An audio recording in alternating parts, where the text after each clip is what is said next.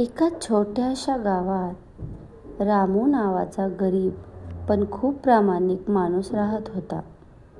त्याची पत्नी सीता आणि 2 लहान मुले होती.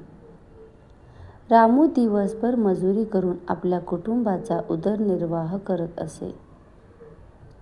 घरात फार पैसे नव्हते, पण त्यांच्या घरात एक गोष्ट खूप होती, देवावरची अढळ श्रद्धा. रामूच्या घराच्या उंबरठ्यावर एक छोटासा गणपती बाप्पाचा फोटो ठेवलेला होता. रोज सकाळी उठल्यावर रामू, सीता आणि त्यांची मुले त्या गणपती बाप्पाला नमस्कार करत असत. सीता रोज म्हणायची, "बाप्पा, आमचं घर गरीब आहे, पण आमच्या मनातली भक्ती खरी आहे." एक दिवस गावात मोठा सण येणार होता, तो म्हणजे संकष्ट चतुर्थी. गावात सगळीकडे तयारी सुरू होती. श्रीमंत लोकांनी मोठ्या मोठ्या गणपतीच्या मूर्ती आणल्या, सजावट केली, आरास केली. रामूच्या मुलांनी विचारले, "बाबा, आपण पण मोठा गणपती आणूया का?" रामूच्या डोळ्यात पाणी आले. त्याच्याकडे पैसे नव्हते. तो हळूच म्हणाला, "बाळांनो, मोठी मूर्ती नसली तरी चालेल. बाप्पाला आपल्या मनातली भक्ती महत्त्वाची असते."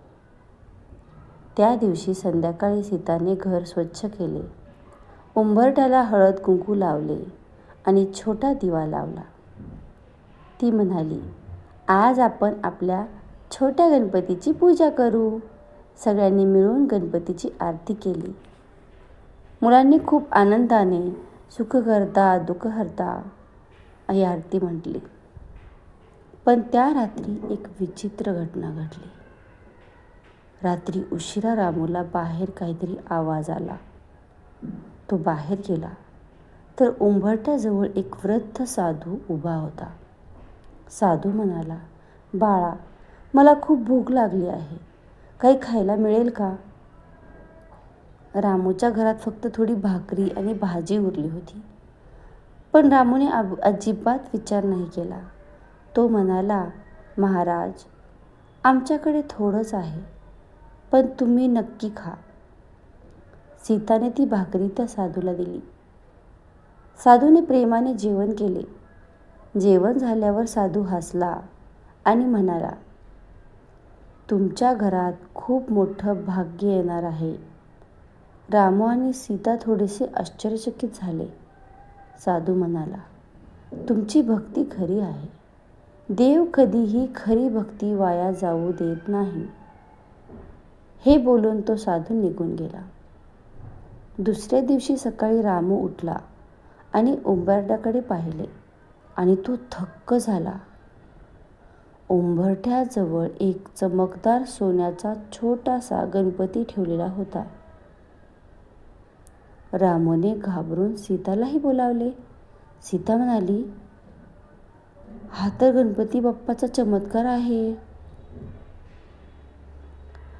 गावात ही बातमी पसरली. सगळे लोक रामूच्या घरी आले.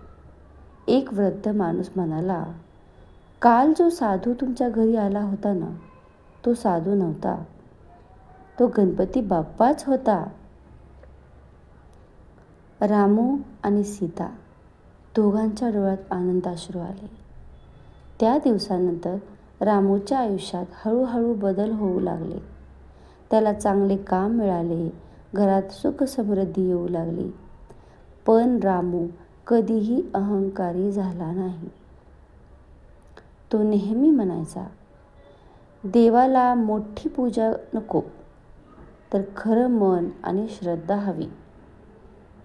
त्या दिवसापासून त्या गावात एक प्रथा सुरू झाली. प्रत्येक संकष्ट चतुर्थीला लोक उंबरठ्याला हळद कुंकू लावून गणपतीची पूजा करू लागले. कारण त्यांना विश्वास होता, ज्या घरात उंबरठ्यावर श्रद्धा असते, तिथे लक्ष्मी आणि गणपती कायम राहतात.